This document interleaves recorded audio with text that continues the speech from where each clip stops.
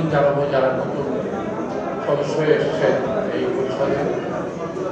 এবং তাদেরকে কটা কথা বলবো আমি, খুব বেশি কিছু না, যে তারা দায়িত্ব নিয়েছেন, এটা তাদের কাগজে কলমে লেখা আছে তাদের দায়িত্ব, কিন্তু দায়িত্বের বাইরে তাদের আরেকটা কাজ আছে, সেটা হলো দায়বদ্ধতা। দায়বদ্ধতা মিডিয়ার প্রতি, দায়বদ্ধতা সমাজের প্রতি, দায়বদ্ধতা দেশের প্রতি। সুতরাং তিনটে ক্ষেত্রেই তাদের খেয়াল রাখতে হবে যে বিনোদনের সাথে সাথে দেশের সংস্কৃতি এবং অন্যান্য সমস্ত ব্যাপারগুলো যাতে আমরা সমুন্নত রাখতে পারি, সেই কাজ করতে হবে। আমি দীর্ঘভাবে বিশ্বাস করি সেই শিক্ষা থেকে শিক্ষা নিয়ে বর্তমান কমিটি যে 21 জন নির্বাচিত হয়েছে, তারা আমাদের সকল সাধারণ সদস্যের নির্বাচিত নেতা। তাদের উপর যে দায়িত্ব, তারা একমত হয়ে কাঁধে কাঁধ মিলিয়ে তাদের দায়িত্বকে পালন করবে এবং তাদের নেতৃত্বে ডিরেক্টরসকে অনেক দূর এগিয়ে যাবে এই প্রত্যাশা অন্য সকলের মতো আমারও। আমি মনে করি নতুন কমিটি শুধু কমিটি আকারে ফর্ম করেই থাকবে না, এরা কিছু কাজ করবে। স্পেশালি আমি বলবো যে ডাইরেক্টরদের স্বার্থ সংরক্ষণের জন্য একটা সুদৃঢ় পদক্ষেপ গ্রহণ করবে এই নতুন কমিটি। সেজন্য আমি সহ আমরা এবং যারা উপস্থিত সবাই আমরা সর্বান্তকরণে সাহায্য করব এবং আমি চাইব যে ডাইরেক্টরদের যে হারিয়ে যাওয়া যে সম্মান, সেটা যেন পুনরুদ্ধার হয়। আমরা যেন নিজেদেরকে মনে করতে পারি ক্যাপ্টেন অফ দ্য শিপ। আমরা ডাইরেকশন দিয়ে আমরা পুরো একটা নাটক কিংবা একটা প্রোগ্রামকে পরিচালনা করি। আমি চাইব এই নবগঠিত কমিটির মাধ্যমে ডাইরেক্টর টিম একটি নতুন বাক বদল করবে।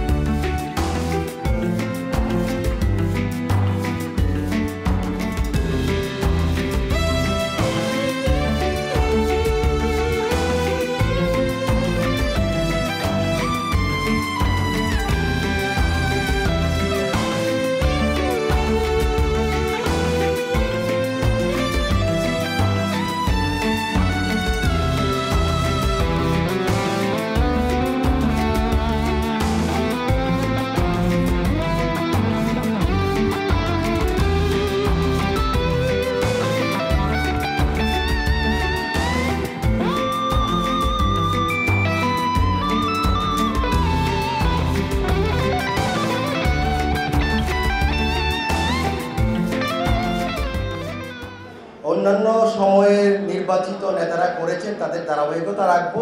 পাশাপাশি আমরা এমন কিছু কাজ করব যে কাজগুলা আগে হয়নি বা আগে হয়েছে, ওই ধারাবাহিকতায় আমরা নতুনভাবে নতুন আঙ্গিকে কিছু কাজ আমরা করব। এর মধ্যে আন্তর্জাতিক বিষয় নিয়ে, আন্তর্জাতিক বিষয় দ্যাট মিনস হচ্ছে এরকম, যেটা হচ্ছে যে আমাদের ফিকশন নিয়ে আমাদের বিভিন্ন ফেস্টিভ্যাল হয়, এই বিষয়গুলো নিয়ে আমরা কাজ করব। আমরা আইন কল্যাণ, আমাদের অনেক নির্মাতা আছেন যারা অসুস্থ, যারা আসলে খুব কষ্টের মধ্যে দিনাতিপাত করছেন, তাদের জন্য আমরা খুব দ্রুত একটি কল্যাণ ফান্ড সমৃদ্ধ করার চেষ্টা করছি। আমাদের অলরেডি কল্যাণ ফান্ড আছে, কল্যাণ ফান্ডে আমাদের কিছু টাকাও আছে।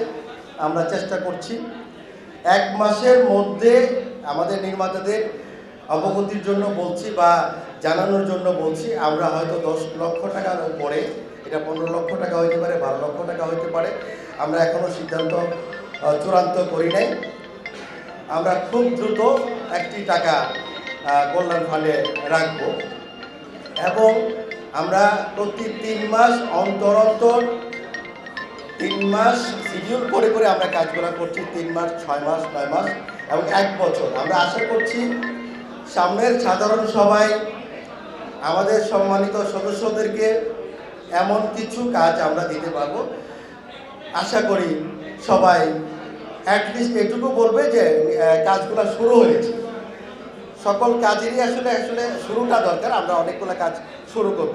প্রিয় সাথী, আজকে অভিষেক অনুষ্ঠান, ঠিক 1 মাস আগে নির্বাচনের সময় আপনাদের সাথে আমাদের শেষ দেখা হয়েছিল।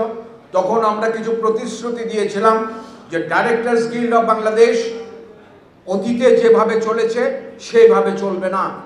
এটি একটি পার্টিসিপেটরি সংগঠন হিসেবে আমরা এটাকে গড়ে তুলব এবং সংগঠনটাকে আমরা দেখতে চাই উঁচু থেকে না, নিচে থেকে, তলা থেকে আমরা উপরের দিকে তাকাবো। সেই অভিপ্রায় নিয়েই আজকে সমস্ত কার্যক্রম। আমরা বেশ কয়েকটি উপকমিটি গঠন করেছি।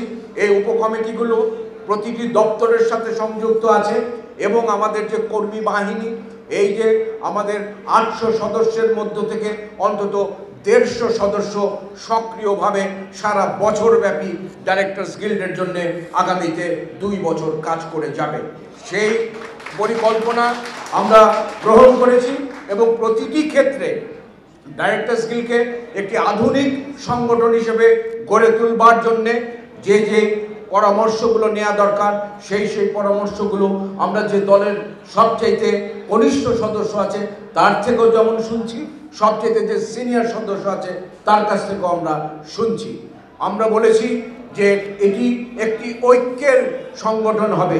এই সংগঠন ভোটের সময় শুধুমাত্র সক্রিয় হবে অথবা বছর শেষে একটি পিকনিক, বনভোজন বা ঈদ পুনর্মিলনীর জন্য একত্রিত হয়ে কাজ করবে, এমন সংগঠন আমরা ডিরেক্টরস গিল্ডকে আর হতে দেব না। ডিরেক্টরস গিল্ড সারা বছরব্যাপী কাজ করবে, নির্মাতাদের জন্য কাজ করবে, নির্মাতাদের স্বার্থ সংরক্ষণের জন্য কাজ করবে, নির্মাতাদের প্রশিক্ষণের জন্য কাজ করবে, নির্মাতাদের গুণগত মান বৃদ্ধির জন্য কাজ করে যাবে। সেই জায়গা থেকে আজকে এখানে যারা উপস্থিত আছেন তাদের প্রত্যেকের সহযোগিতা আমাদের দরকার হবে এই 2 বছর ব্যাপী।